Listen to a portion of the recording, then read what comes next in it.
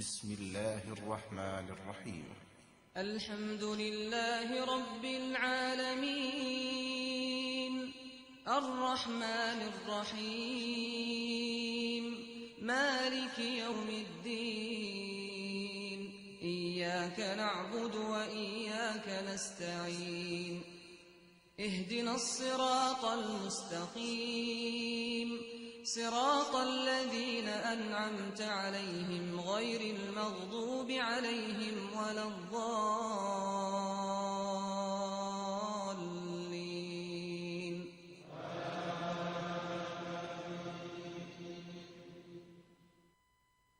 بسم الله الرحمن الرحيم ألف لام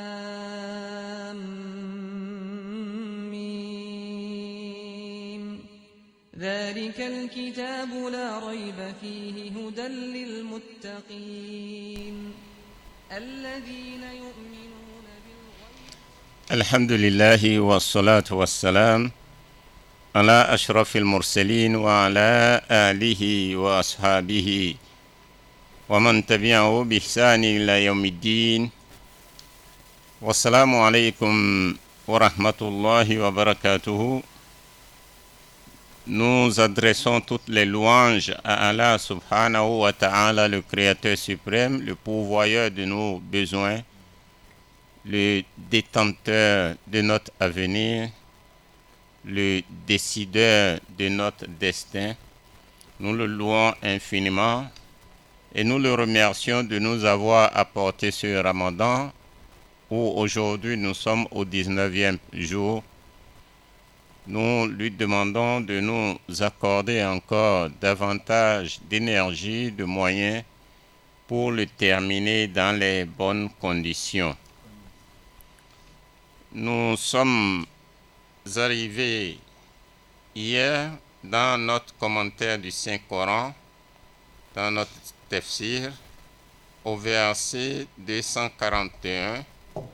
Dans le chapitre 2, Surat al-Baqarah, le chapitre La Vache.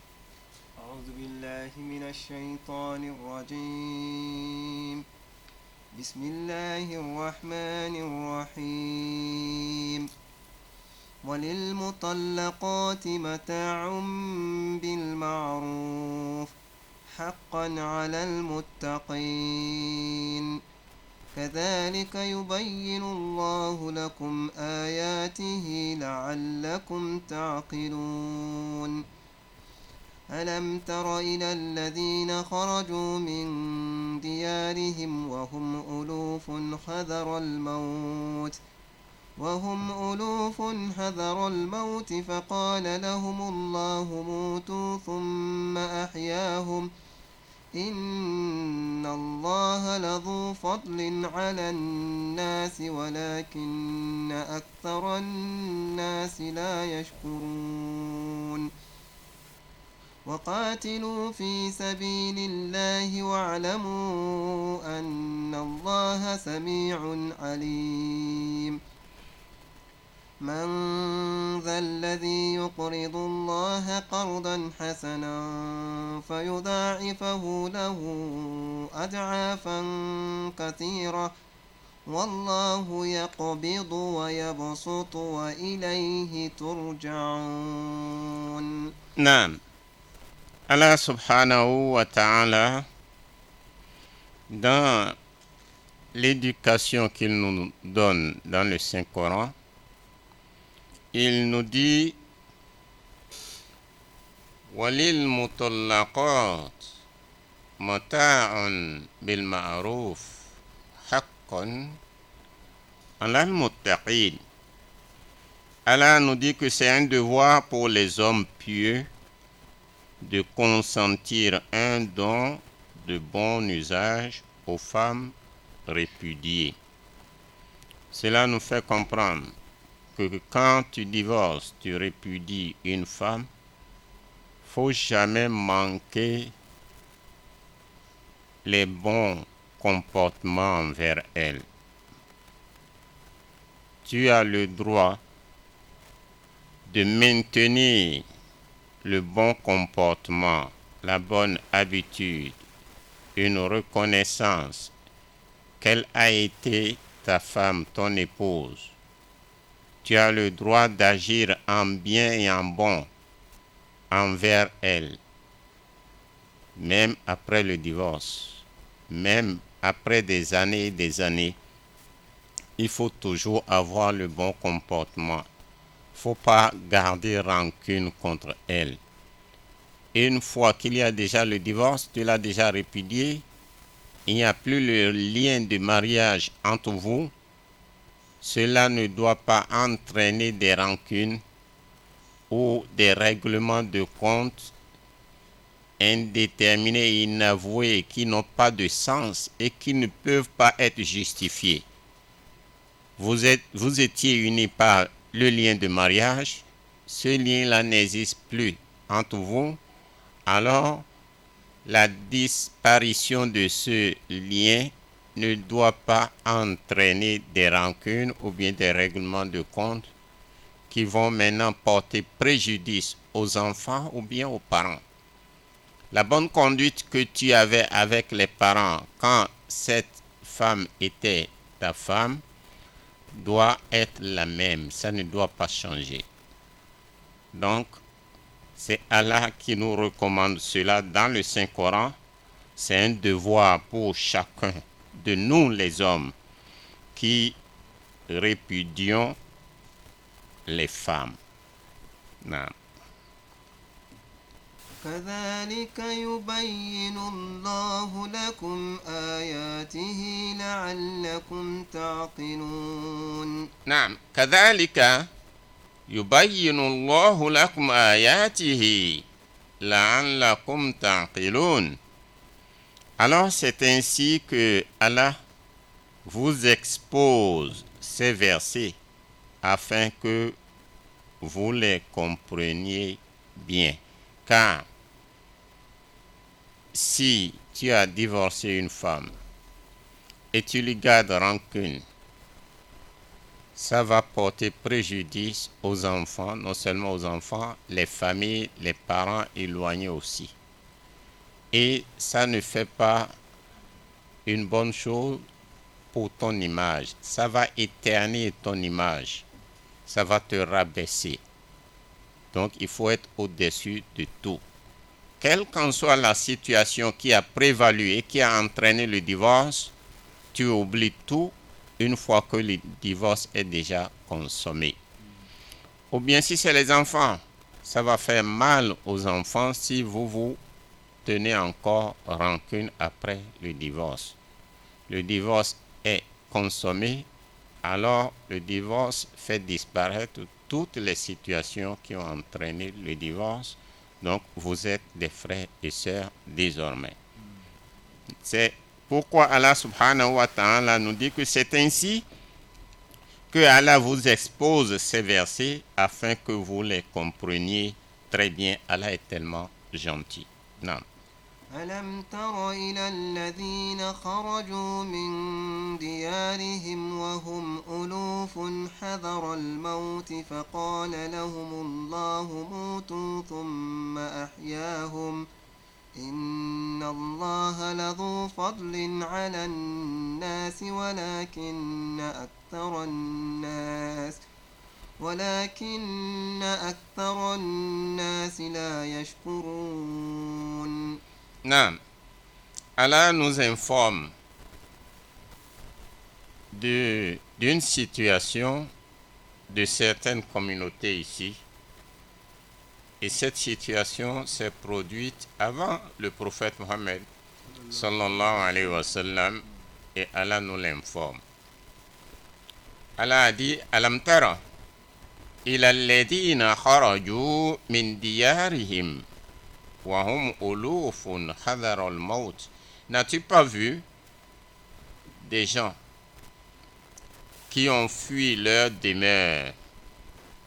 Ils sont sortis de leur demeure en fuyant la mort.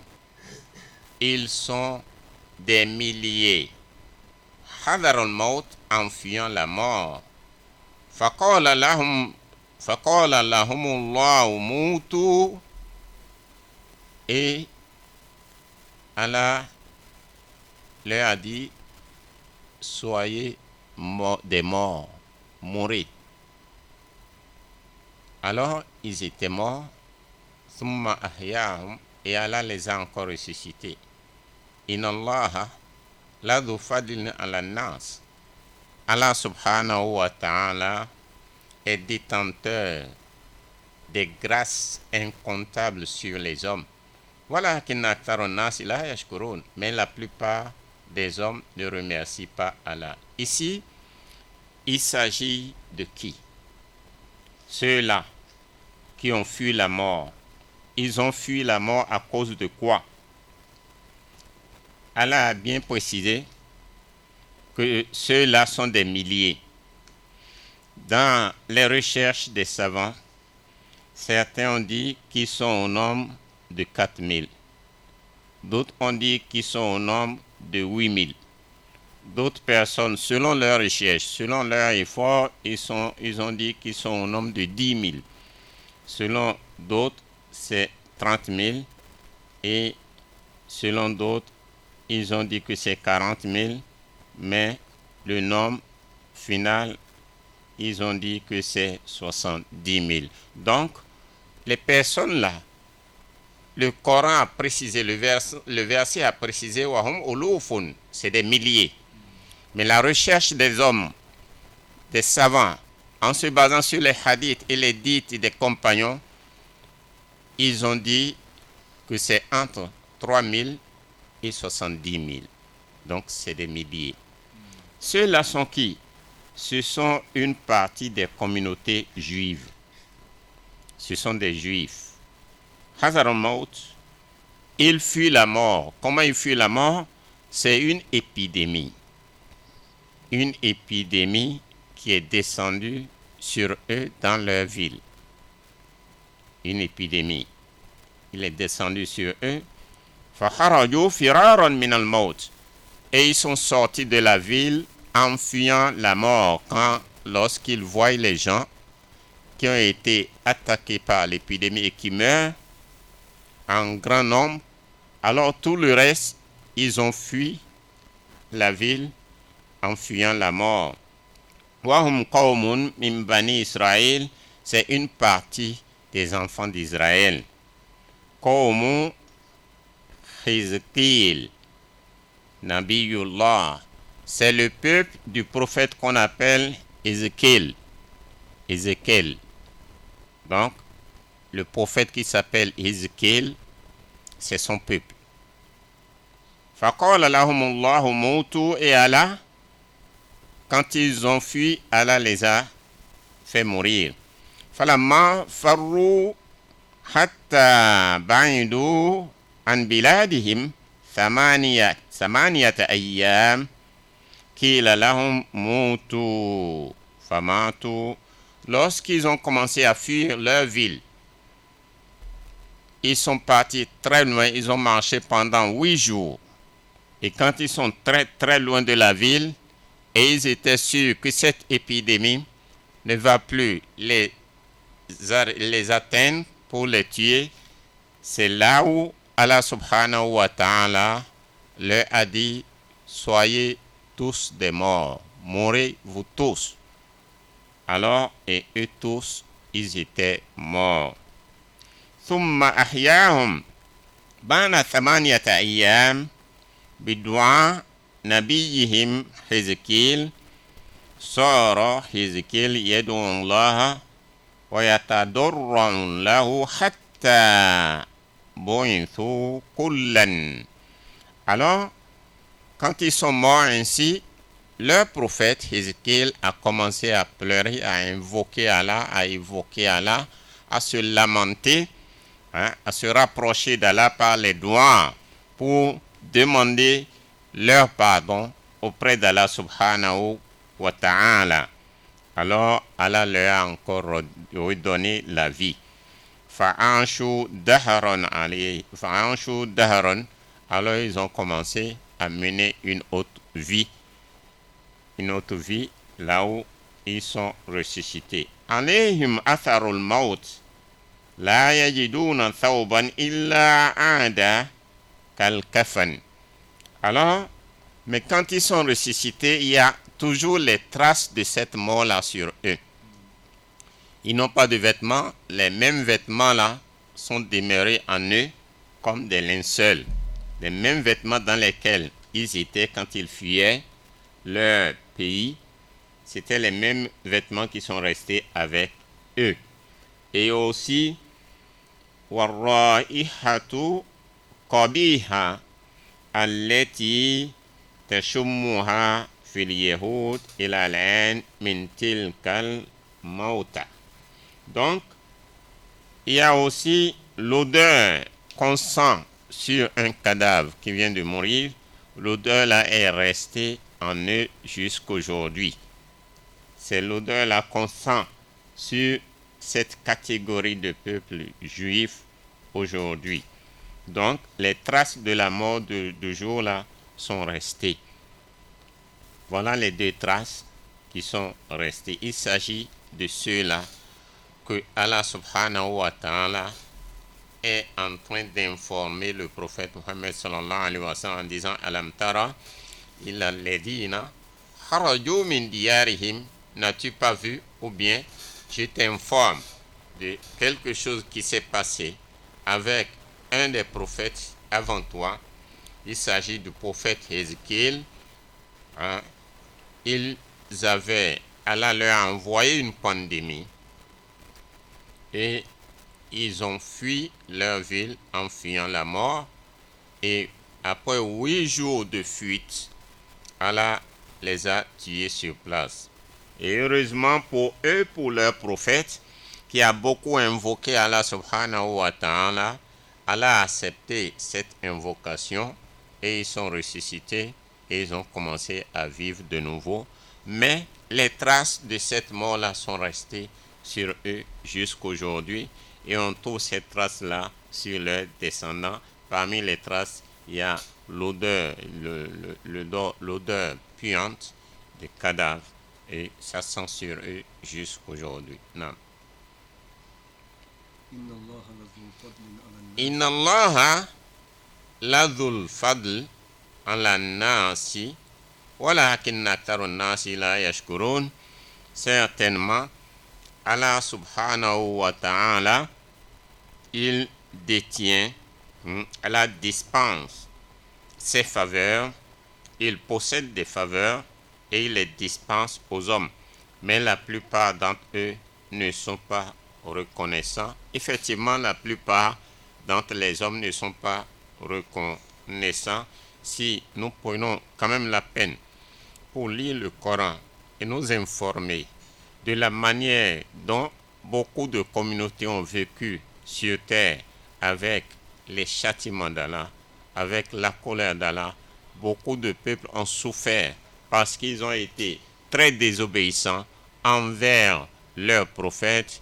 Nous devons remercier Allah que nous, à notre temps, grâce au prophète Mohammed sallallahu alayhi wa sallam, nous vivons bien, nous sommes à l'aise. Donc nous devons remercier Allah subhanahu wa ta'ala car Allah détient des faveurs innombrables, mais le Coran nous fait comprendre que walakinna aktharun nasi la yashkurun, mais la plupart des hommes ne sont pas reconnaissants. Non. وقاتلوا في سبيل الله واعلموا أن الله سميع عليم. Allah subhanahu wa ta'ala, il dit combattez pour la cause d'Allah et sachez qu'il entend tout et qu'il sait tout. Il entend tout et il sait tout. Non. من ذا الذي يقرض الله قرضا حسنا فيضاعفه له أضعافا كثيرة والله يقبض ويبسط وإليه ترجعون. Allah subhanahu wa ta'ala nous dit dans ce verset, le verset 245 du chapitre 2, que man alladhi yuqridu Allah qardan hasana fayudha'ifahu lahu ad'afan kathiratan wallahu yaqbidu wa yabsutu wa ilayhi turja'un. Allah subhanahu wa ta'ala nous dit, quiconque avance un prêt gracieux pour sa cause, Allah le lui rendra en de nombreux multiples, car il limite ses dons quand il veut, il donne largement quand il veut.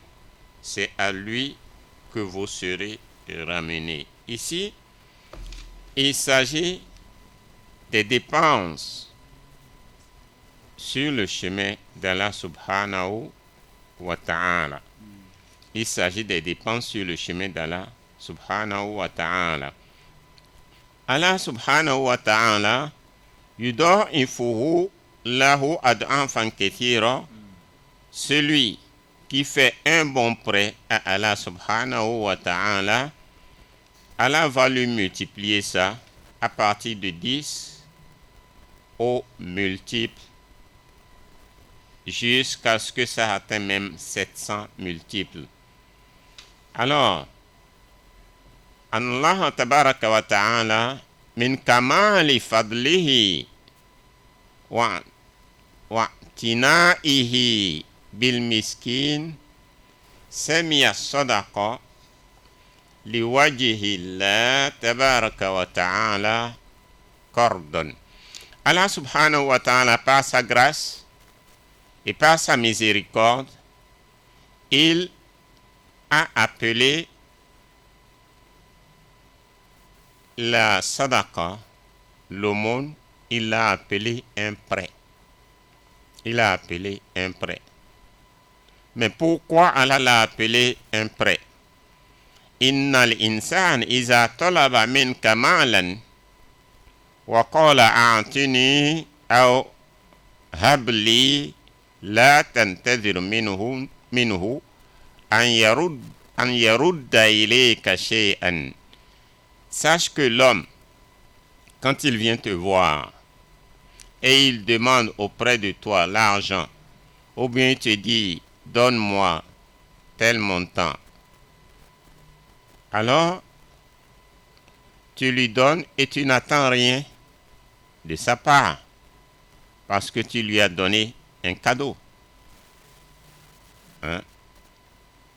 Wa in qala laka aqridni tantaziru annahu yaruddu laka ma akhadha.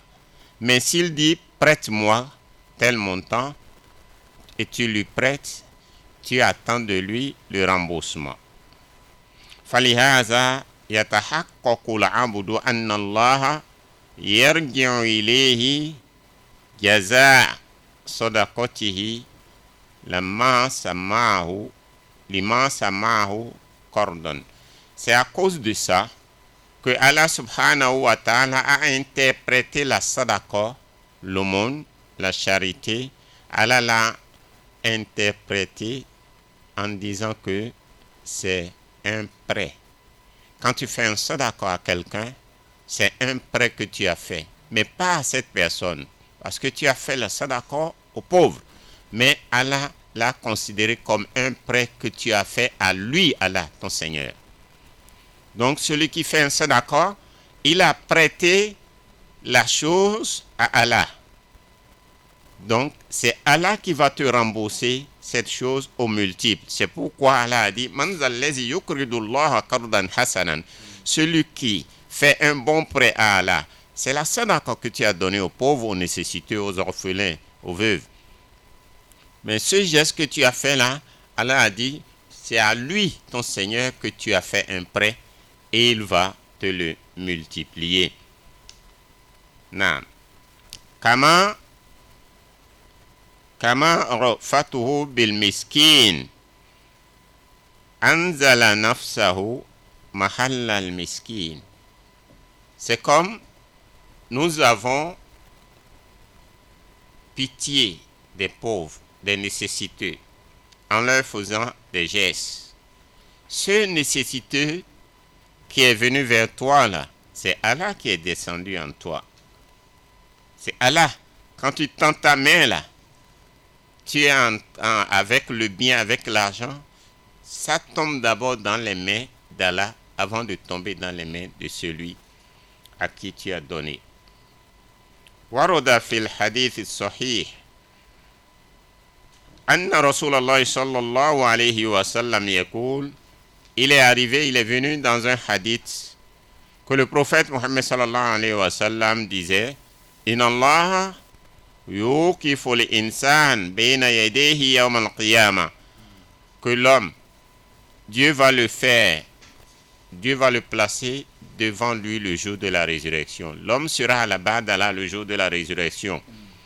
Wa yaqulu ya abdi, et Dieu va lui dire, oh mon esclave, maridtu falam ta'udni, j'ai été malade mais tu ne m'as pas rendu visite. Haza sirrun kabir. Et dans ça, il y a un grand secret. Allah a dit, j'ai été malade, mon esclave ne m'a pas rendu visite, tu ne m'as pas rendu visite. Ya abdi, mon esclave, istat'amtuka falam tut'imuni. Mon esclave, j'avais eu faim, je t'ai demandé la nourriture, mais tu ne m'as pas donné. Ya amudi istasqaituka falam tasqini.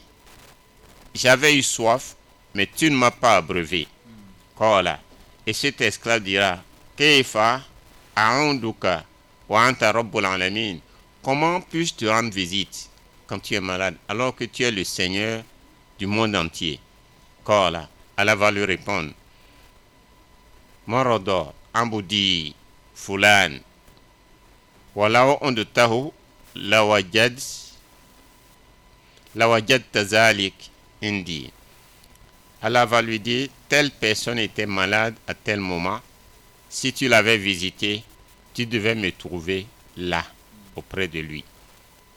Qala. L'esclave va dire, Kaifa at'amuka ya Rabbi, comment puis-je te donner à manger, mon Seigneur? Wa anta rabbul alamin, alors que tu es le Seigneur qui donne la nourriture à tout le monde.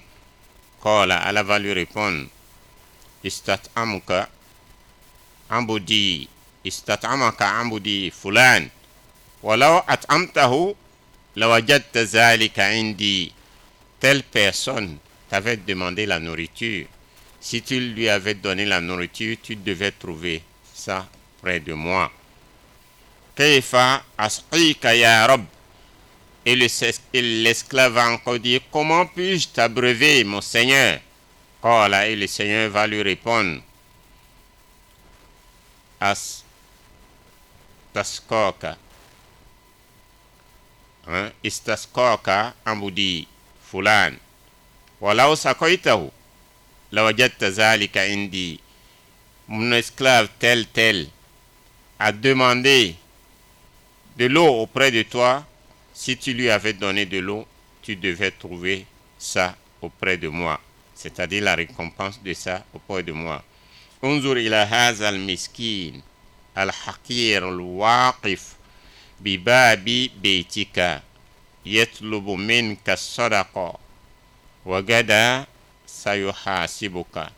Pour cela, regarde ce pauvre-là, ce nécessiteux qui est devant ta porte en train de te demander quelque chose à manger. Si tu lui donnes, sache que le jour de la résurrection, Allah va te poser cette question-là et tu vas trouver la réponse auprès d'Allah. Wal-kurd akthar thawaban min al-hibba, que les prêts ont plus de récompenses que les dons. Quand tu donnes à quelqu'un, la personne part et c'est fini. Mais quand tu prêtes à quelqu'un, c'est parce que cette personne est dans le besoin, il veut régler un problème, c'est pourquoi il est venu demander un prêt.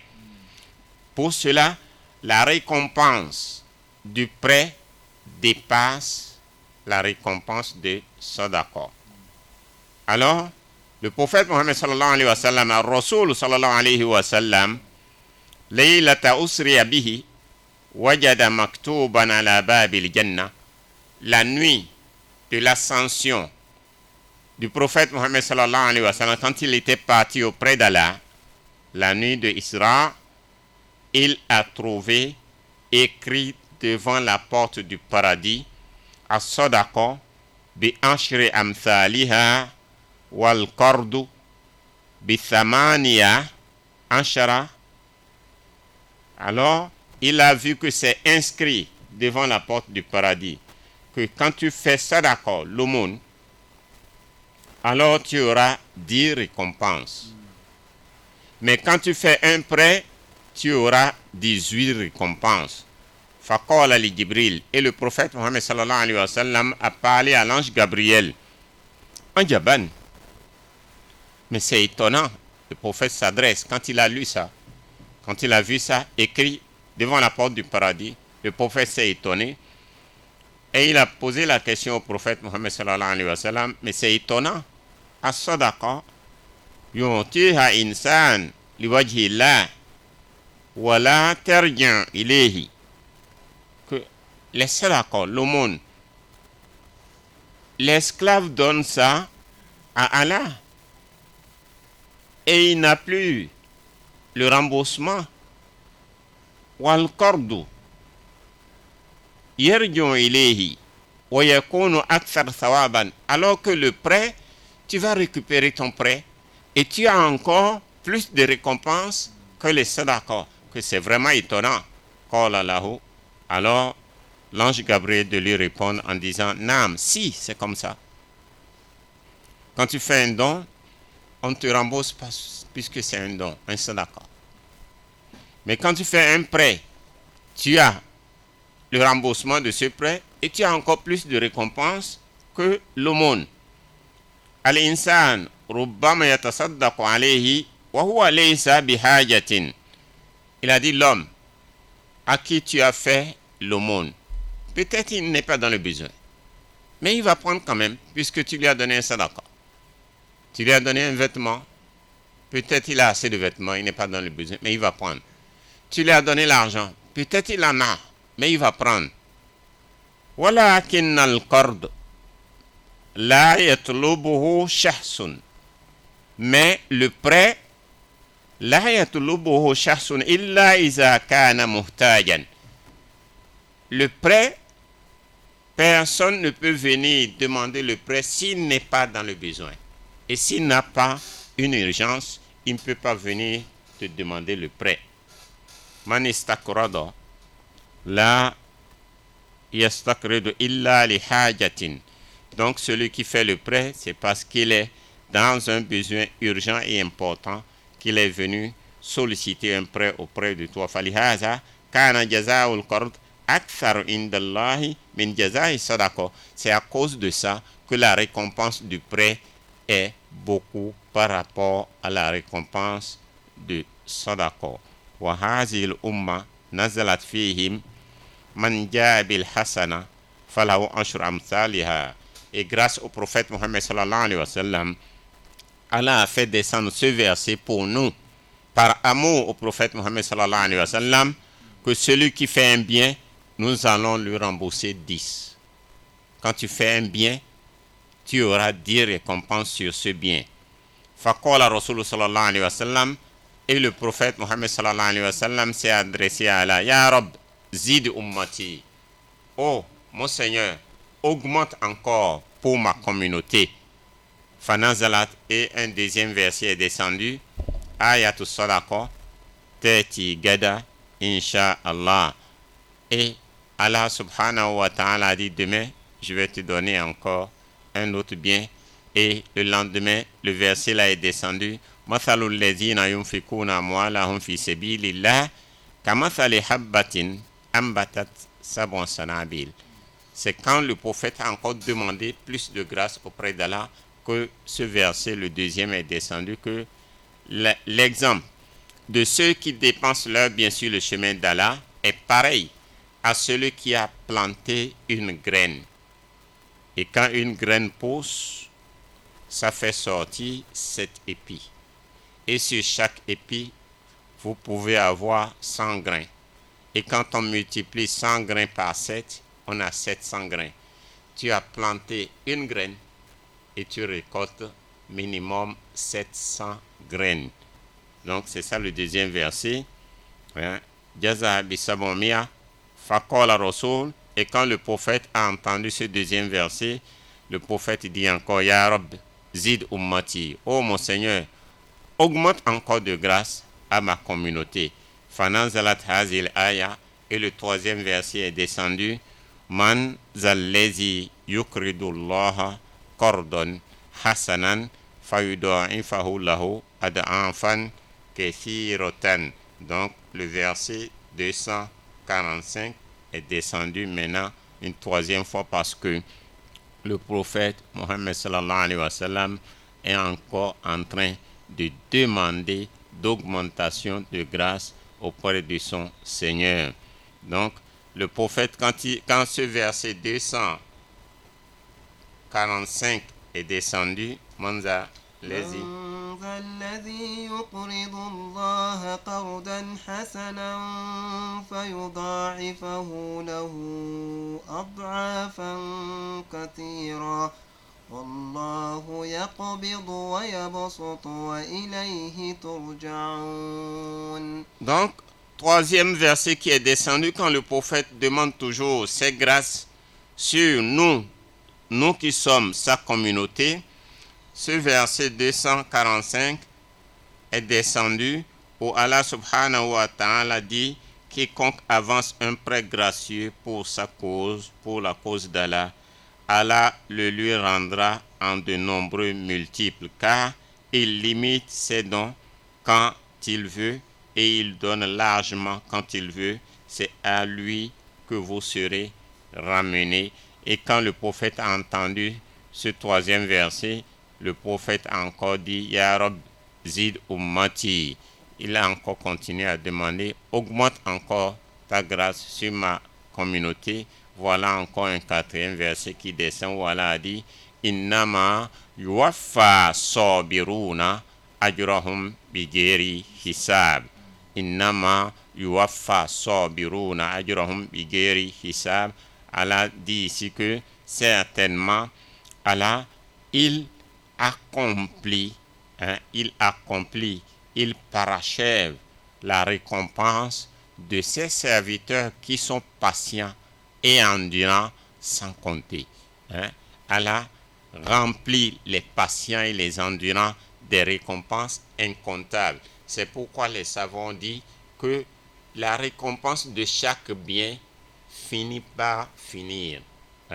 La récompense de chaque bien finit toujours, sauf la récompense de la patience et de l'endurance qui ne finit jamais. Ils ont tiré ça de ce verset. Où Allah a dit Innama yuwaffa ajrahum.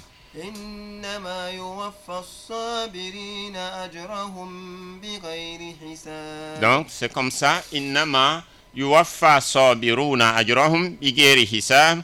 Oh Allah subhanahu wa ta'ala, il parachève les récompenses de tous ceux qui sont patients et endurants. Il leur donne leur récompense sans compter. C'est pourquoi la récompense de la patience ne finit jamais. Si vous avez été patient dans n'importe quelle situation, soit c'est vos études, vous avez été patient pour terminer votre étude, vous avez été à la fin de vos études avec la patience, avec l'endurance, vous avez surmonté toutes les difficultés et vous avez bien terminé vos études, c'est vous seul qui allez bénéficier des récompenses de vos études. De même, si c'est en mariage, la femme qui souffre dans le mariage, mais supporte et patiente, la fin sera toujours bonne. De même, si c'est l'homme qui est en train de souffrir dans le foyer à cause des tracasseries ou à cause des caprices de son épouse, il fait tout pour supporter, la fin sera toujours bonne. De même, l'enfant, le jeune homme qui est près des parents éloignés et est en train de souffrir, il n'a qu'à patienter jusqu'à la fin de ses études ou de son apprentissage, la fin sera bonne, car tout est passager dans ce bas monde. Ou bien tu es dans un pays étranger où tu n'as pas de parents, où tu souffres, où tu n'arrives pas à joindre les deux bouts, supporte et adore Allah et fais tout pour avoir de bons comportements, la fin te sera bonne. Et quand on supporte, la récompense de la patience et de l'endurance ne finit jamais. Nam.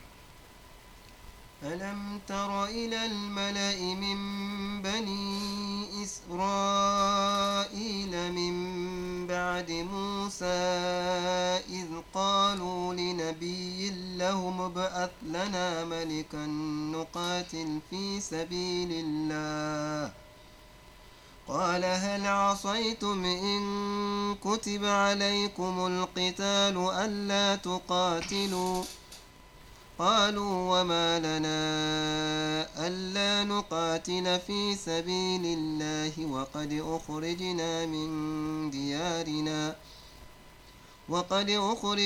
من ديارنا وأبنائنا فلما كتب عليهم القتال تولوا إلا قليلا منهم والله عليم بالظالمين. Naam. Allah subhanahu wa ta'ala informe encore le prophète Mohammed sallallahu alayhi wa sallam de toutes les situations qui ont prévalu avant lui, avec les prophètes qui l'ont précédé.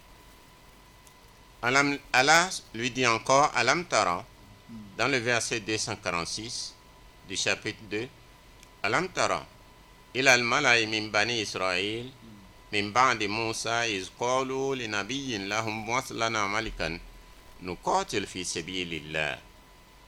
Ib'ath lana malikan nuqatil fi sabilillah. Alors,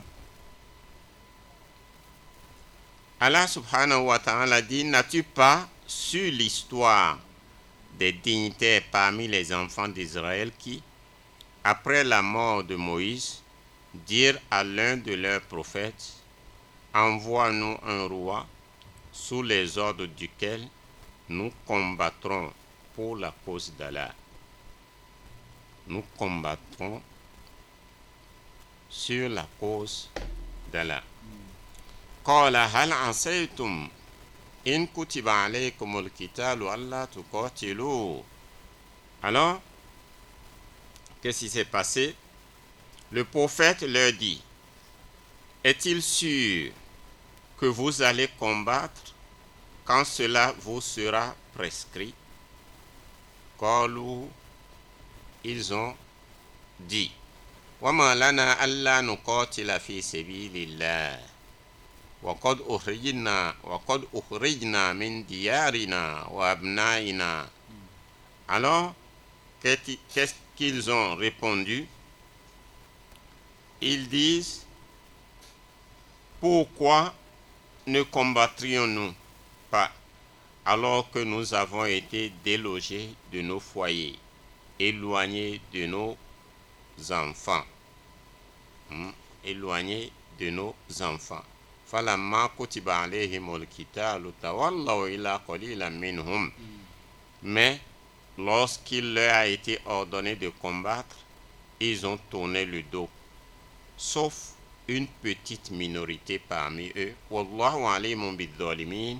Allah connaît bien les injustes. Donc, après la mort du prophète Moussa alayhi salatu wa salam, il y a le prophète Shemuel. Le prophète Shemuel. C'est le prophète Shemuel qui est le prophète de ce peuple-là. Donc, on leur a demandé,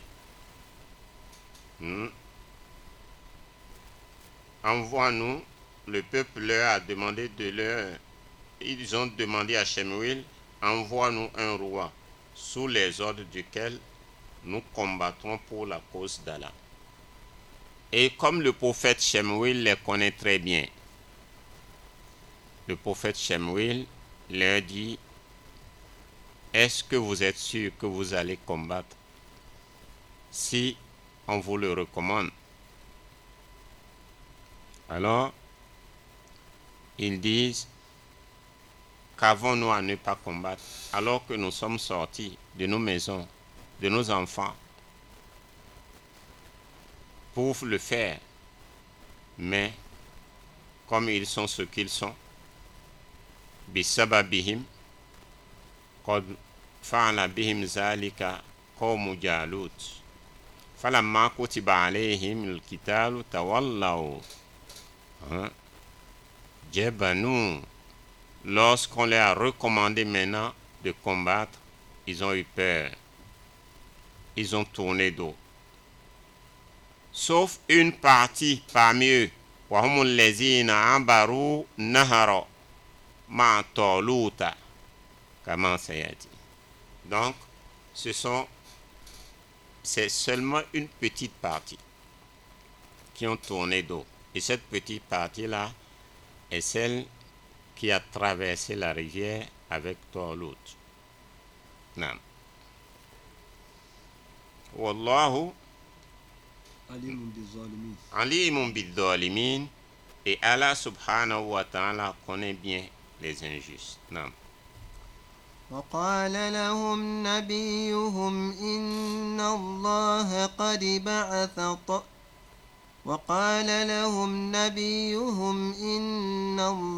قد بعث لكم طالوت ملكا قالوا أنى يكون له الملك علينا ونحن أحق بالملك منه ولم يؤت سعة من المال قال إن الله اصطفاه عليكم وزاده بسطة في العلم والجسم والله يؤتي ملكه من يشاء والله واسع عليم.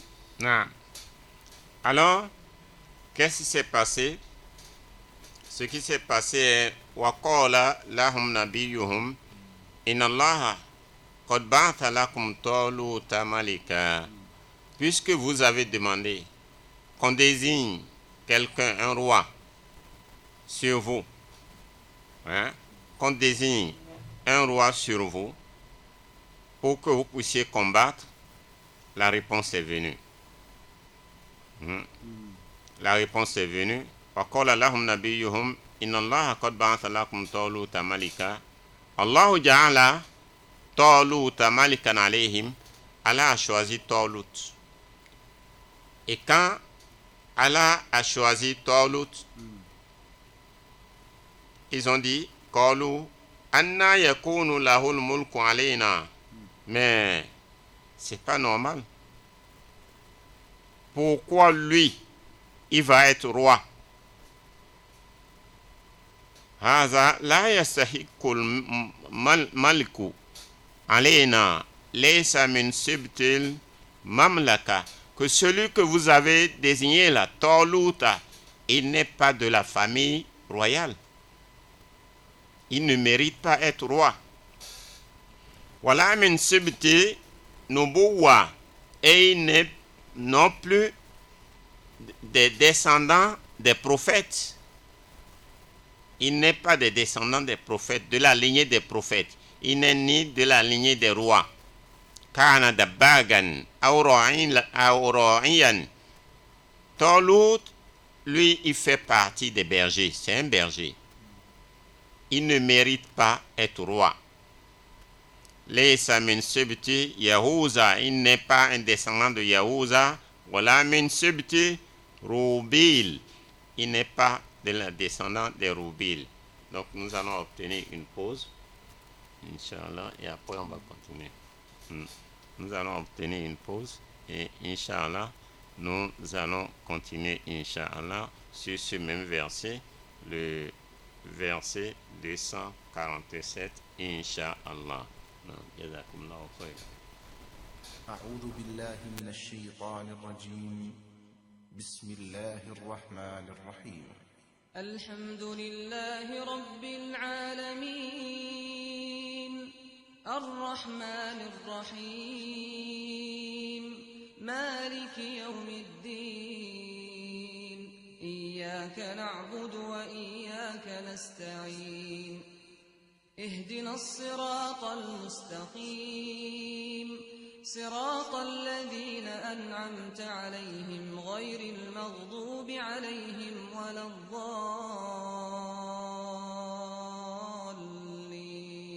مالك يوم الدين إياك نعبد وإياك نستعين اهدنا الصراط وقال لهم نبيهم إن الله قد بعث لكم طالوت ملكا قالوا أنى يكون له الملك علينا ونحن أحق بالملك منه ولم يؤت سعة من المال قال إن الله اصطفاه عليكم وزاده بسطة في العلم والجسم والله يؤتي ملكه من يشاء والله واسع عليم وقال لهم نبيهم إن الله قد بعث لكم طالوت ملكا قالوا أنى يكون له الملك علينا ونحن أحق بالملك منه ولم يؤت سعة من المال قال إن الله اصطفاه عليكم وزاده بسطة في العلم والجسم والله يؤتي ملكه من يشاء والله واسع عليم. Leur prophète leur dit, Allah vous envoie Talut. Talut, c'est Saoul. Et Allah l'a désigné comme roi sur vous. Ils répliquèrent. Les Bani Israël répliquaient, ils n'étaient pas contents de ce choix. Comment Talut peut-il devenir notre roi alors que nous avons la prééminence sur lui? La prééminence qu'ils disent ici, ils disent que Talut n'est pas de la lignée des rois et il n'est pas de la lignée des prophètes non plus, que c'est un berger. Et qu'il n'a pas l'avantage de posséder une grande richesse. Il n'a pas de richesse non plus. Le prophète répondit, Allah en a fait son élu pour vous gouverner.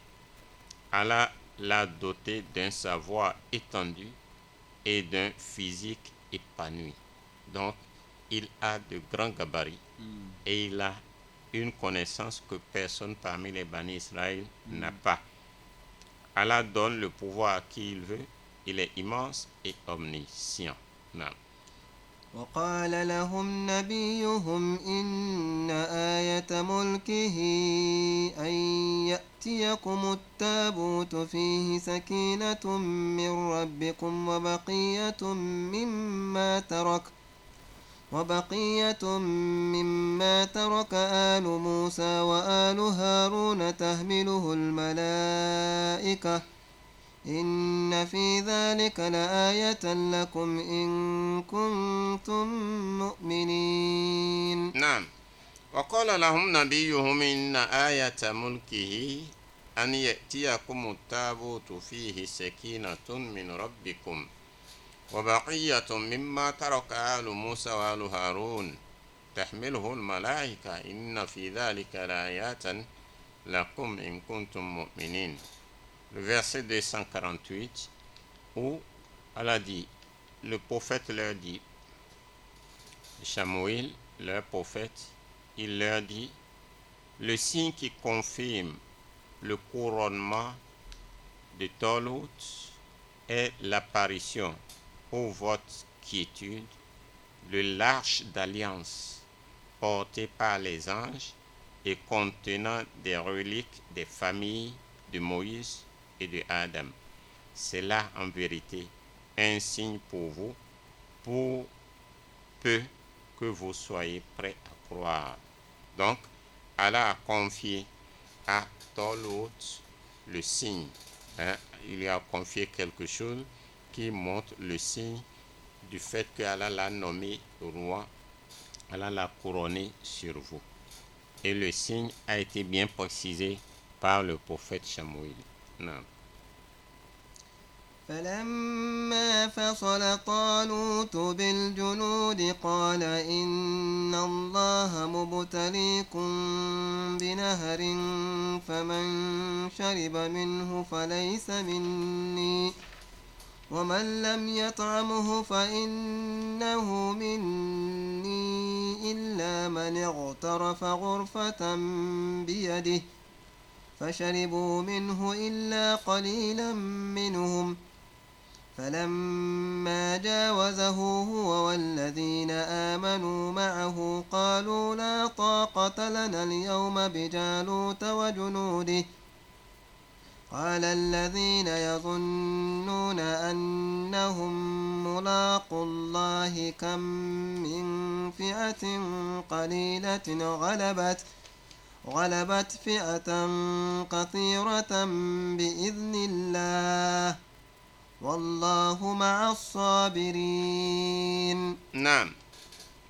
فلما فصل طالوت بالجنود قال إن الله مبتليكم بنهر فمن شرب منه فليس مني ومن لم يطعمه فإنه مني إلا من اغترف غرفة بيده فشربوا منه إلا قليلا منهم فلما جاوزه هو والذين آمنوا معه قالوا لا طاقة لنا اليوم بجالوت وجنوده قال الذين يظنون أنهم ملاقو الله كم من فئة قليلة غلبت فئة كثيرة بإذن الله والله مع الصابرين. Le verset 249 où Allah subhanahu wa ta'ala est en train de nous dire, lorsque Talut mit ses troupes en mouvement, il leur dit, Allah va vous éprouver par une rivière. Vous allez trouver une rivière devant. Dès qu'on va se mettre en marche. Celui qui boit de cette rivière ne fera pas partie des miens. Et celui qui s'abstiendra d'y goûter en fera partie, ainsi que celui qui n'en prendra qu'une gorgée dans sa main. Ils en burent, sauf un petit groupe, après que Talut l'eut traversé. Donc, il y a une épreuve devant eux. Le Talut les a prévenus qu'il y aura une épreuve. On va traverser une rivière. Celui qui boit de cette rivière-là, il ne sera plus parmi nous. Mais celui qui va s'empêcher de boire, ou bien ceux qui vont prendre une petite gorgée dans leurs mains, ceux-là feront partie. Mais, arrivés à cette rivière, qu'est-ce qu'ils ont fait? Eux tous, ils ont bu de cette rivière-là. Sauf une petite partie. Ceux qui avaient bu. Ceux qui avaient bu lui traversaient avec ses fidèles. Lorsqu'il lui traversait avec ses fidèles, ceux qui avaient bu de la rivière déclarèrent, nous n'avons pas assez de force aujourd'hui pour affronter Goliath et son armée. Parce qu'ils ont bu. Ils ont bu de cette rivière, c'est l'épreuve. Donc une fois qu'ils ont bu de cette rivière, la rivière là a fait partie de leur force pour aller affronter Goliath. Mais ceux qui croient à la rencontre d'Allah répliquèrent que de force par l'aide d'Allah. Un petit groupe a triomphé d'une grande armée. Allah est avec les endurants. Donc Goliath avait une grande armée. Mais ceux qui étaient avec Talut, qui n'ont pas bu, c'était un petit groupe. Et avec cette petite groupe, avec la force de cette petite groupe, ils ont dominé la grande force de Goliath. Allah est avec les endurants. Ils ont enduré la soif. Malgré qu'ils ont traversé la rivière, ils n'ont pas bu. Ils ont suivi ce que leur prophète leur a dit. Ils n'ont pas bu. Ils ont supporté la soif là. Alors ils ont eu la force de dominer l'armée de Goliath, qui est une grande armée. Non.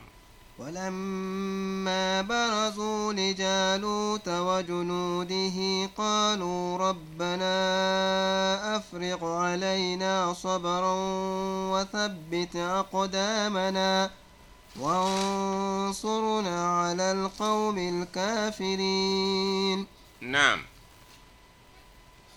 نعم.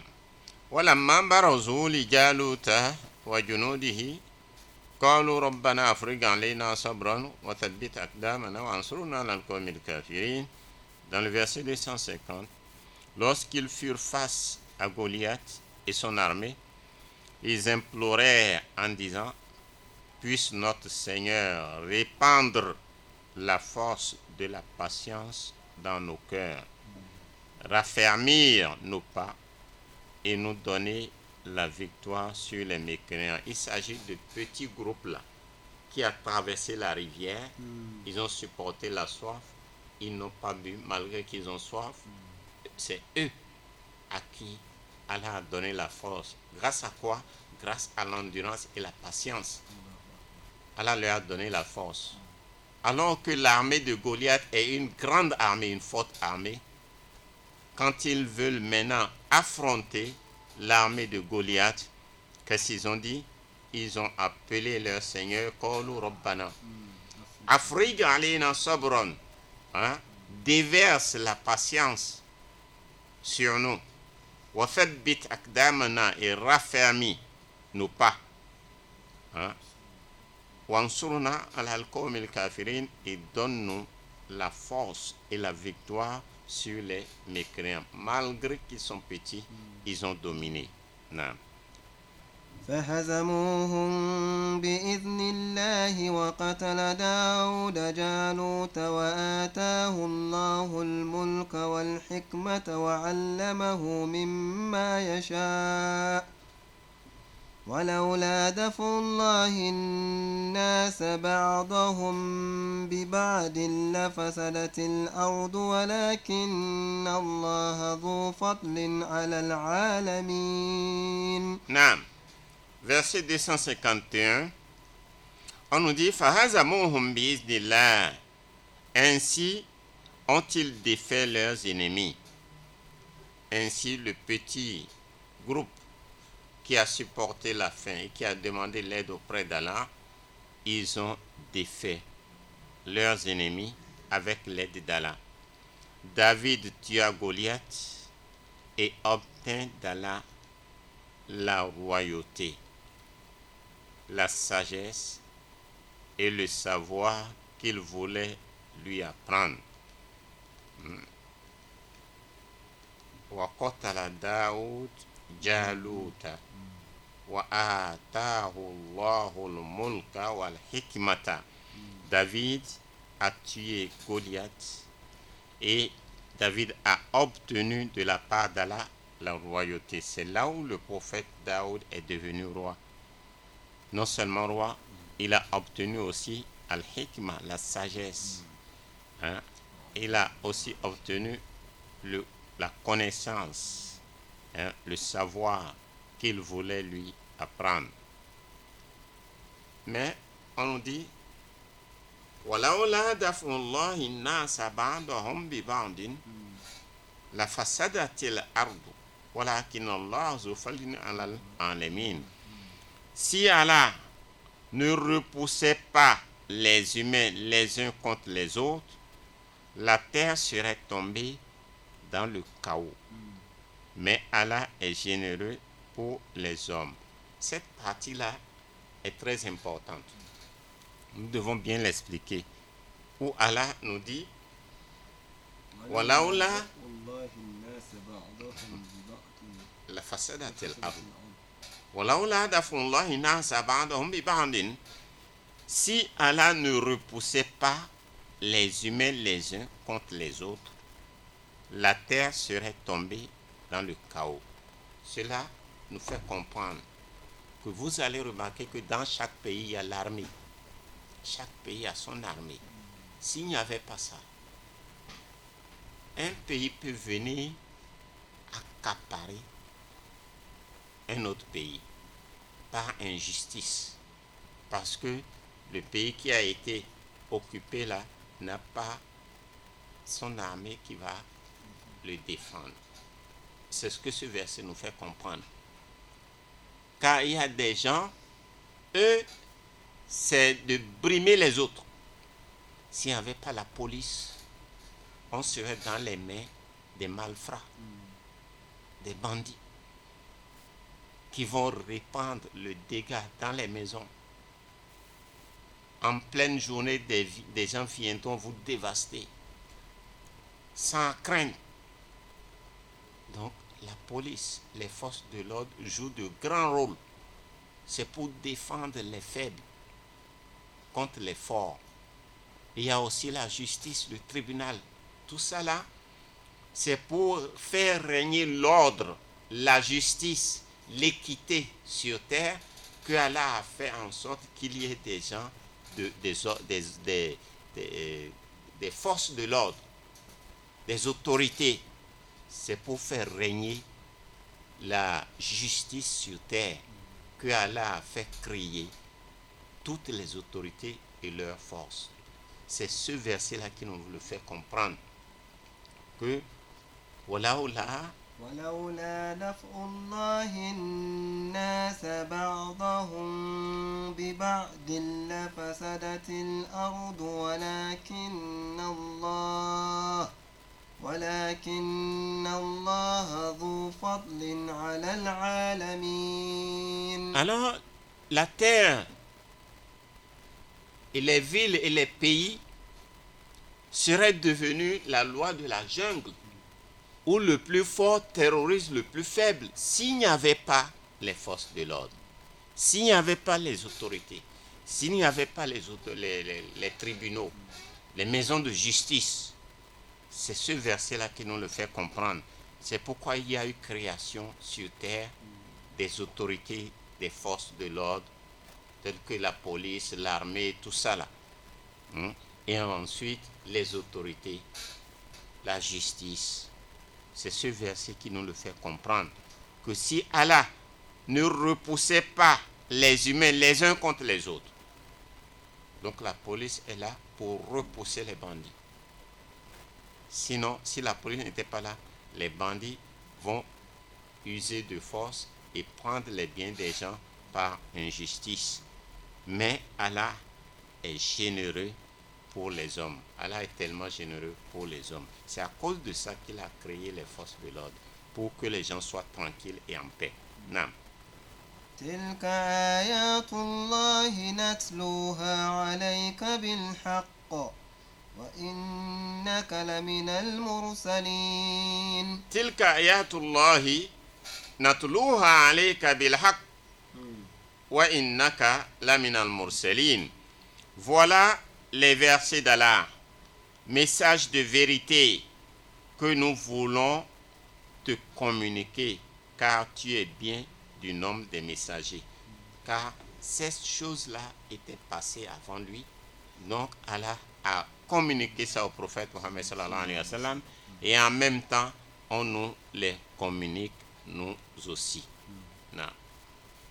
تلك الرسل فضلنا بعضهم على بعض منهم من كلم الله ورفع بعضهم درجات وآتينا عيسى ابن مريم البينات وأيدناه بروح القدس ولو شاء الله ما اقتتل الذين من بعدهم من بعد ما جاءتهم البينات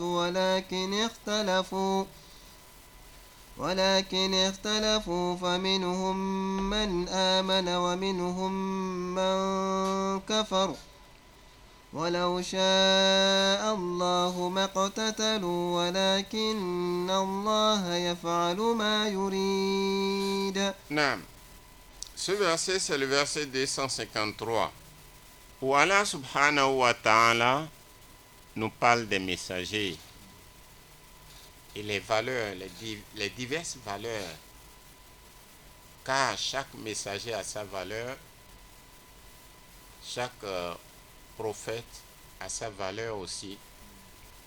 ils n'ont pas les mêmes valeurs ni les mêmes considérations. Allah est en train de nous les parler ici. Allah a dit tilka rusul faddalna ba'dahum ala ba'din minhum man kallama Allah. Allah a dit tels sont les messagers dont nous avons favorisé certains par rapport à d'autres.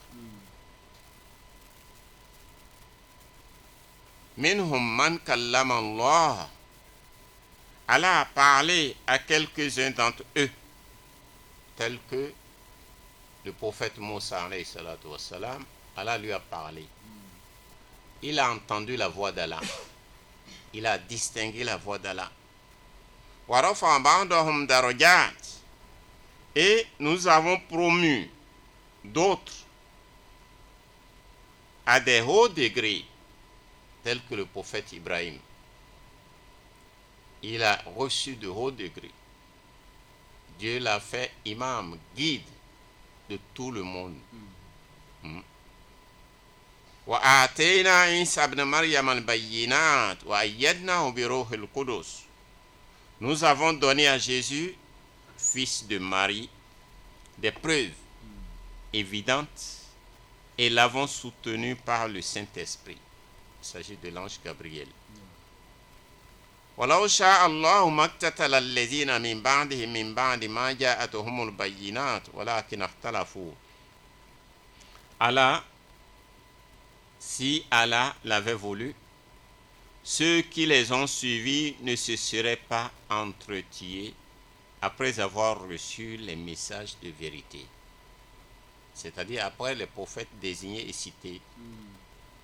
Si Allah l'avait voulu, ceux-là qui avaient suivi ces prophètes ne seraient pas entretués après avoir reçu les messages de vérité. Mais ils se sont divisés entre croyants et infidèles. Si Allah ne l'avait pas voulu, ils ne seraient pas entretués.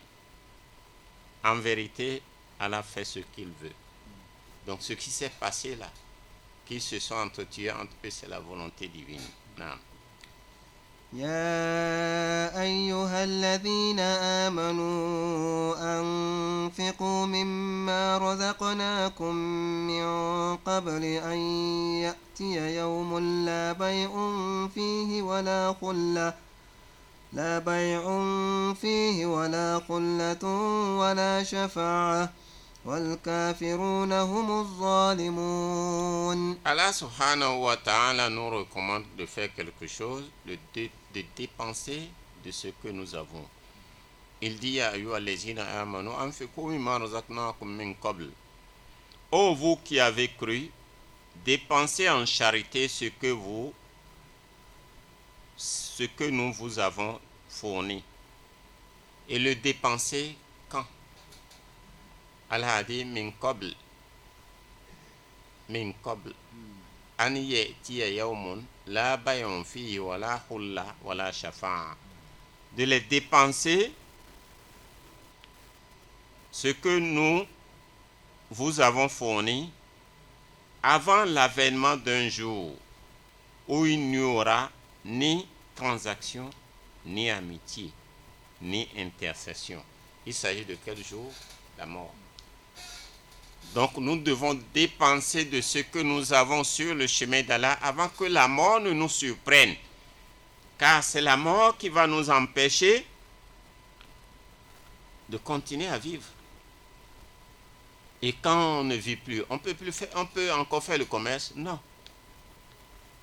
Et quand on ne vit plus, est-ce qu'on peut faire des transactions? Non. Quand on ne vit plus, est-ce qu'on peut intercéder en faveur de quelqu'un? Non. Donc, c'est le jour où les mécréants seront reconnus coupables.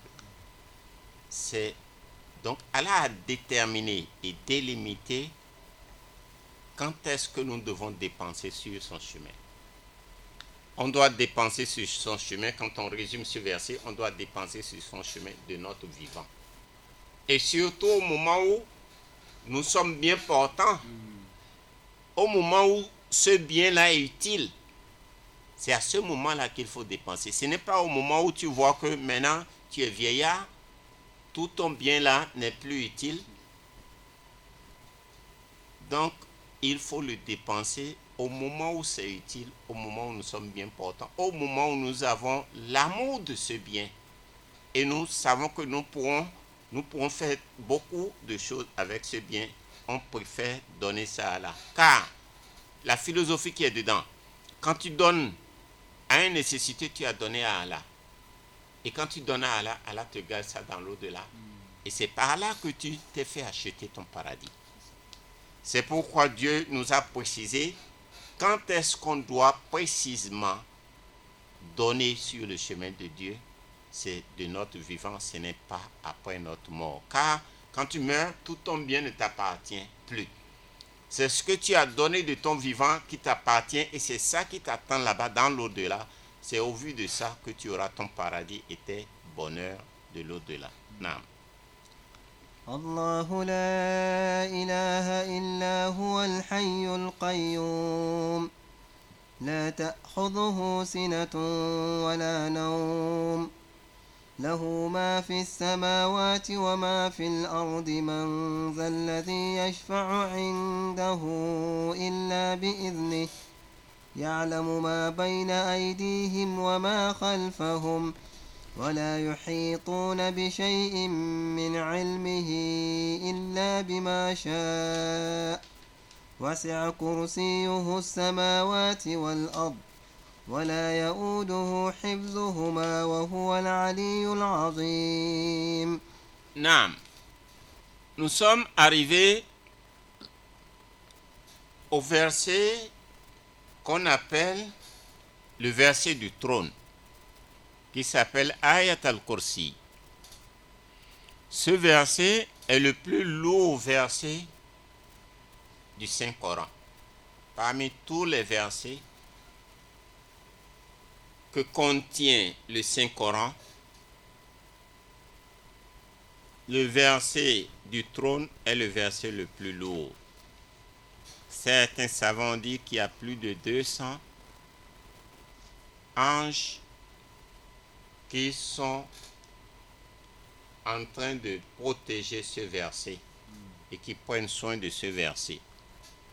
Ce verset est tellement important que le prophète Mohammed sallallahu alayhi wa sallam nous a recommandé de le lire après chaque prière. Il nous a recommandé de le lire après chaque prière. Et avant de dormir aussi, il faut qu'on le lise. Ce verset est un verset de protection. Ce verset joue beaucoup de rôles. Et le prophète a dit, celui qui le lit avant d'aller dormir, il n'y a rien qui le sépare du paradis que la mort. La seule chose qui le sépare du paradis, c'est la mort. Donc, Allah subhanahu wa ta'ala a dit dans ce verset, le verset 255, Allah, c'est le nom d'Allah. La ilaha illa huwa al-hayyul qayyum. La ilaha illa huwa al-hayyul qayyum. Allah, il n'est de Dieu que lui. Il est al-hayyu, le vivant.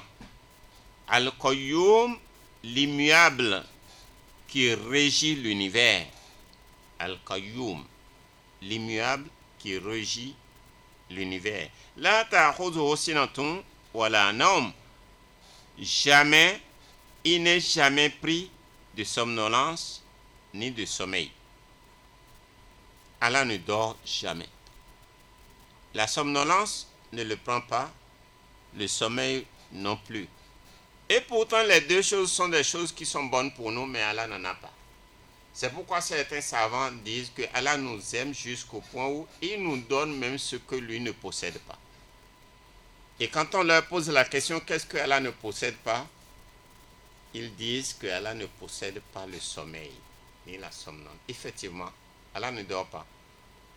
Mais nous, il nous a donné le sommeil. Et le sommeil fait du bien. Naam. La ta'khudhuhu sinatun wa la nawm, lahu ma fi samawati wa ma fil ardi. À lui appartient tout ce qui est dans les cieux et tout ce qui est sur terre, ça appartient à Allah subhanahu wa ta'ala. Donc, le prophète Ibrahim a raison l'autre jour. Quand les anges lui ont posé la question, à qui appartient tout ce bien-là, au milieu duquel tu te trouves, il a dit ça appartient à Allah. Effectivement, pour celui qui réfléchit bien, sache que ta richesse, tes villas, tes immeubles, tes voitures, tes avions, tes bateaux, et toi aussi, vous appartenez tous à Allah subhanahu wa ta'ala, parce que c'est bien dit dans ce verset, le verset du trône 255, Lahu ma fi samawati wa ma fil ard. À lui appartient tout ce qui est dans les cieux et tout ce qui est sur terre. Donc, quelle qu'en soit ta richesse, quel qu'en soit ton pouvoir, quel qu'en soit tout ce que tu détiens, sache que tout ça là appartient à Allah. Et toi aussi, tu appartiens à Allah subhanahu wa ta'ala. Qui osera manzal lezi yashfa'u indahu illa bi iznihi. Qui oserait intercéder auprès de lui sans sa permission? Il n'y a pas. Personne ne peut intervenir auprès d'Allah sans la permission d'Allah. Il n'y a pas. Ya'lam ma bayna aydihim wa ma khalfahum. Il sait tout de leur passé et de leur avenir. Allah connaît tout. Il connaît tout. Ya'lam ma bayna aydihim wa ma khalfahum. Wa la yuhituna bi shay'in min ilmihi illa bima sha'a. Alors, il n'embrasse rien de sa science sauf ce qu'il veut concéder. Hein? Personne ne peut connaître quelque chose sans la volonté d'Allah. Tout ce que nous détenons comme science, comme savoir, comme connaissance, comme instruction, c'est Allah qui a voulu que nous connaissions ça. Et tout ce que nous connaissons est limité. Tout ce que nous détenons comme science est très limité. La grandeur de son kursi, c'est-à-dire la grandeur, wasi'an kursiyyuhu samawati wal ard, la grandeur de son siège, hein, s'étend au-delà des cieux et de la terre. La grandeur de son siège s'étend au-delà des cieux et de la terre. C'est comme si vous tenez un petit ballon de ping-pong. Vous le placez en dessous de votre chaise. Le petit ballon de ping-pong là, c'est ça les cieux et la terre, le globe terrestre. Vous le placez sous votre chaise sur laquelle vous vous asseyez. Donc tu vois tout. C'est ça ce qu'on nous dit ici, que la grandeur de son kursi, son siège, s'étend au-delà des cieux et de la terre, dont il assure la sauvegarde. C'est Allah qui assure la sauvegarde des cieux et de la terre, sans aucune peine. La sauvegarde des cieux et de la terre ne cause pas de gêne à Allah. Il voit ce qui se trouve dans les mers, de quoi nourrir chaque poisson, quel est le nombre de poissons dans l'eau, dans la mer, Allah connaît. De quoi se nourrissent-ils? Allah connaît. Les oiseaux, combien d'oiseaux existent-ils sur terre? Allah connaît. Le nombre d'insectes qui existent, Allah connaît. Et comment les insectes se reproduisent et ce qu'ils portent dans leur ventre, Allah connaît. Tout sur terre, Allah connaît. C'est pourquoi on nous dit que Allah assure la sauvegarde sans peine de tout ce que contiennent la terre, les terres et les cieux. وَلَا يَؤُودُهُ حِفْظُهُمَا وَهُوَ الْعَلِيُّ الْعَظِيمُ. Il est l'auguste, le sublime. Donc, l'explication de ce verset, le verset 255, fait sa grandeur. C'est pourquoi on nous dit que le verset le plus lourd dans le Saint-Coran, c'est le verset du trône qui est Ayatul Kursi. Il pèse lourd. Pourquoi il pèse lourd? C'est ce verset qui décrit Allah. Que représente Allah par rapport aux cieux et la terre? C'est le verset Ayatul Kursi qui a décrit ce que représente Allah. Qui est Allah? Il est comment? C'est ce verset-là qui le décrit. C'est pourquoi il est le verset le plus lourd. Et il est porté par plus de 200 anges. Il y a aussi la sourate Ikhlas, lui aussi il a décrit Allah subhanahu wa ta'ala. Donc tous versets qui décrit Allah sont des versets très importants et qui pèsent lourd, car leur contenu est très très profond. Naam. لا إكراه في الدين قد تبين الرشد من الغي فمن يكفر بالطاغوت ويؤمن بالله فقد استمسك بالعروة الوثقى لا انفصام لها والله سميع عليم. لا إكراه في الدين قد تبين الرشد من الغي. On nous dit ici qu'il n'est point de contrainte en religion. Il n'y a pas de contrainte en religion. Le vrai est désormais distinct de l'erreur. Dans la religion, on ne va jamais t'obliger à faire quelque chose dont tu n'as pas la capacité de le faire. Il n'y a pas dans la religion. Sauf si quelqu'un te contraint de faire quelque chose, sache que la personne aussi n'est pas très informée de la chose. Donc la vérité, le vrai est désormais clair de l'erreur.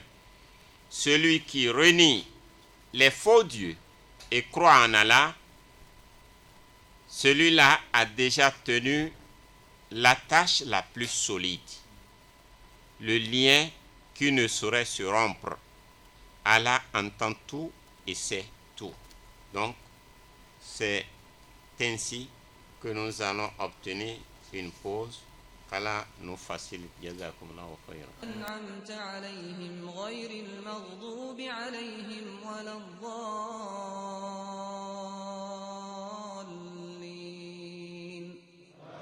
الرحيم. الحمد لله رب العالمين الرحمن الرحيم مالك يوم الدين إياك نعبد وإياك نستعين اهدنا الصراط المستقيم صراط الذين أنعمت عليهم غير المغضوب عليهم ولا الضالين.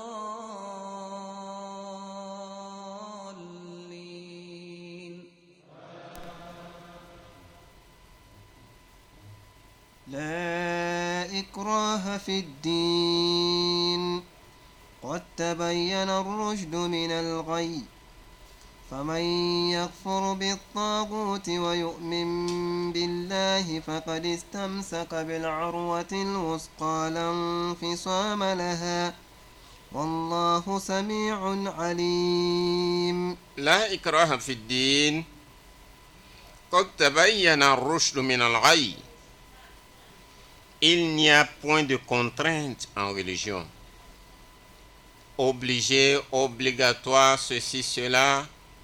Alors que tu n'as pas la capacité de le faire, personne ne t'oblige dans la religion à faire ce que tu n'as pas la possibilité de faire. Tout ce que Dieu nous recommande, c'est selon nos capacités dans le Saint-Coran. Si tu ne peux pas prier debout, prie assis. Si ta santé ne te permet pas de prier assis, prie dans ta position qui te convient. Si tu ne peux pas jeûner et tu as un motif valable dans l'islam et dans la loi, alors tu laisses le jeûne pour le moment où tu ne peux pas jeûner. Si c'est une maladie chronique ou bien tu es tellement vieillard et tu ne peux jamais, dans n'importe quel mois, tu ne peux pas jeûner, il y a des compensations. Si tu es dans une période où tu ne peux pas prier en tant que femme, les jours là, tu les laisses. Et dès que tu es purifié, tu rembourses. Si tu es en jeûne et en voyage, où tu ne peux pas jeûner, les jours de ton voyage, tu ne jeûnes pas et tu vas rembourser. Ainsi de suite. La ikraha fi din. Il n'y a pas d'obligation, obligée, contrainte dans la religion. La religion est facile. Quand tabayyana rushdu min al-ghayy, Allah nous dit que le vrai est désormais distinct de l'erreur, c'est-à-dire la vérité est claire. Le mensonge aussi est clair, rien n'est caché. Ou quelqu'un va prendre l'erreur comme vérité, non. Ou bien quelqu'un va prendre la vérité et la mettre à la place du mensonge, il n'y a pas dans la religion. Tout est clair. Et Allah nous dit, فمن يكفر بالطاغوت فَمَنْ يَكْفُرْ بِالطَّاغُوتِ, celui qui refuse, rejette l'idolâtrie, les faux dieux, le fétichisme, l'idolâtrie, celui qui abandonne tout ça, wa yu'min billahi, et qui croit en Allah subhanahu wa ta'ala, celui-là, ce qu'il a fait, faqad istamsaka bil urwatil wuthqa, celui-là, il s'est accroché à un lien très fort, très dur, solide, qui ne peut jamais se casser. Quand tu as renié, rejeté l'idolâtrie, et tu t'es accroché à Allah subhanahu wa ta'ala, sache que tu t'es accroché à un lien, une corde solide qui ne peut jamais se casser. Wallahu sami'un alim, et Allah entend tout et sait tout. Donc ce verset nous maintient dans l'islam, et ce verset nous montre que personne n'a le droit de vous forcer à faire ce que vous n'avez pas la capacité de le faire. Allah même qui nous a créés ne nous a pas forcés. Il ne nous a pas recommandé de soulever les charges qui nous dépassent. Non, jamais. Donc si un musulman te complique la vie, rappelle-lui ce verset, montre-lui que l'islam n'est pas difficile et Dieu aussi n'est pas difficile, Dieu n'est pas compliqué et Dieu ne met pas sur notre tête quelque chose qui dépasse notre capacité. Dis-lui ça. Naam.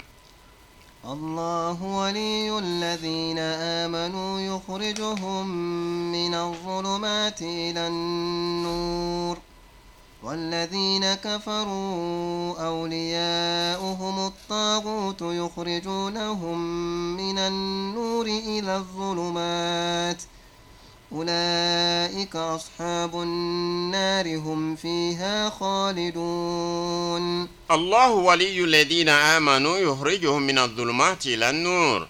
Allah est le guide. Il est le guide des croyants. Quand tu crois, Allah te guide. Mais il faut que ta croyance soit sincère. Il ne faut pas mélanger l'hypocrisie à ta croyance. Quand tu es sincère dans ta croyance, Allah te guide sur le droit chemin. Et tout ce que tu lui demandes, il te le donne. Allah est le guide de croyants en quoi? Yukhrijuhum min adh-dhulumati ila an-nur. Parce que Allah les fait sortir des ténèbres vers la lumière. Il est le guide des croyants en les faisant sortir des ténèbres. Les ténèbres, c'est l'idolâtrie. C'est la mécréance. C'est de croire à un autre Dieu. Ou bien multiplier les dieux, beaucoup de dieux. Et croire en ça, c'est ça qu'on appelle les ténèbres. Les ténèbres, c'est l'obscurité. Allah les fait sortir de l'idolâtrie, du fait d'adorer autre chose en dehors d'Allah, c'est ça les ténèbres. Allah les fait sortir de l'idolâtrie et les amène vers la lumière. La lumière ici, c'est l'islam. Celui qui abandonne l'idole, celui qui a plusieurs dieux, les statuettes, il adore les statuettes, il adore le fleuve, il adore le serpent, il adore le feu, c'est l'idolâtrie. Mais Allah est en train de les faire sortir de cette adoration fausse pour les amener dans l'islam qui est la lumière. Quant à ceux que les faux dieux sont les patrons des mécréants. Les faux dieux là, c'est les patrons des mécréants. Et ces faux dieux les tirent de la lumière, les fait sortir de la lumière pour les conduire vers les ténèbres. Celui qui adore la statuette, cette statuette est en train de le plonger dans le noir, dans les ténèbres, dans le noir, dans l'égarement. Donc, les faux dieux sont les patrons des mécréants. Ils les font sortir de l'islam pour les mettre dans l'obscurité, car chaque enfant qui naît, il naît musulman. Tout enfant qui vient au monde, il est venu au monde en tant que musulman. Selon ce hadith du prophète Mohammed sallallahu alayhi wa sallam, que chaque enfant qui vient au monde est né musulman. C'est les parents qui les orientent maintenant. Si cet enfant devient autre chose, c'est grâce à ses parents qui l'ont orienté. Nam. Donc, les faux dieux, les idoles, les fétiches que les gens adorent et laissent Dieu, ces fétiches-là, ces idoles-là sont les patrons des mécréants. Ils les font sortir de la lumière pour les amener dans l'obscurité. Ceux-ci seront les hôtes du feu, c'est-à-dire tous ces mécréants-là, ils seront les étrangers du feu, qu'Allah nous en préserve, où ils demeureront pour toujours. Que Dieu nous en préserve, que Dieu nous éloigne du feu de l'enfer. Non. ألم تر إلى الذي حاج إبراهيم في ربه أن آتاه الله الملك إذ قال إبراهيم ربي الذي يحيي ويميت قال أنا أحيي وأميت قال إبراهيم فإن الله يأتي بالشمس من المشرق فأت بها من المغرب فبهت الذي كفر والله لا يهدي القوم الظالمين. Naam. Nous avons ici Alam Tara ila allazi haja Ibrahim. Allah a commencé à raconter l'histoire, une histoire qui s'est passée avant le prophète Mohammed sallallahu alayhi wa sallam, à propos d'un monsieur. C'est un roi qui a beaucoup discuté avec le prophète Ibrahim alayhi salatu wassalam à propos de son Dieu. Donc c'est une histoire racontée par Allah subhanahu wa ta'ala. Alam tara ila alladhi haja Ibrahim, n'as-tu pas observé le cas de cet homme qui discutait au sujet d'Allah avec Ibrahim? Il s'agit de Namroz. C'est Namroz. Ce monsieur se prévalait du fait qu'Allah lui a donné la royauté. Iz qala Ibrahim Rabbi allazi yuhyi wa yumitu. Qu'Allah lui a donné la royauté lorsque Abraham dit: mon maître est celui qui fait vivre et fait mourir. Quand Ibrahim lui a dit ça, qu'est-ce qu'il a fait? L'homme répliqua: moi aussi je peux faire vivre et faire mourir. Parce qu'il a amené, il a fait sortir 2 prisonniers de la prison, il a tué, il a retourné un en prison et il faisait comprendre à Abraham que lui aussi il peut faire vivre et faire mourir. Abraham rétorqua, c'est Allah qui fait lever le soleil de l'Orient, fais-le donc apparaître de l'Occident. Si vraiment tu es Dieu et tu es fort. Alors quand Ibrahim lui a dit ça, il ne peut pas. Il ne peut pas. Ainsi le mécréant fut-il confondu. Il s'agit de Namrud. Il voit qu'il est faible, il ne peut pas faire sortir le soleil de l'Occident. En vérité, Allah ne guide pas les hommes injustes parce que lui, il est tellement injuste. Donc, il est injuste. Donc, on va s'arrêter ici. Nous demandons à Allah subhanahu wa ta'ala d'accepter notre œuvre, d'agréer le jeûne de tout le monde et que tout le monde entier puisse vivre en paix, que Allah nous éloigne cette maladie-là, que Allah fasse du bien à toutes nos autorités, le raïs de la communauté, qu'Allah lui donne la santé, qu'Allah mette la paix au Gabon, ainsi que tous les habitants du Gabon et du monde entier. Subhanaka Allahumma bihamdik, ashhadu an la ilaha illa anta, astaghfiruka wa atubu ilayk. Subhana rabbika rabbil izzati amma yasifun, wa salamun ala al-mursalin, walhamdulillahi rabbil alamin. أعوذ بالله من الشيطان الرجيم بسم الله الرحمن الرحيم الحمد لله رب العالمين الرحمن الرحيم مالك يوم الدين أعوذ بالله من الشيطان الرجيم بسم الله الرحمن الرحيم الحمد لله رب العالمين الرحمن الرحيم مالك يوم الدين